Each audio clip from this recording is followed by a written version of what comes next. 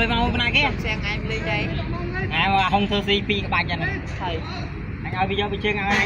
anh chặt về tăng qua tục chân man đây nó là nghe chứ chặt chuyện với vì máu với tham nhau mười rôn nạ cho mùi à phao lời là rôn nạ máu ba đập phao là thôi đó đấy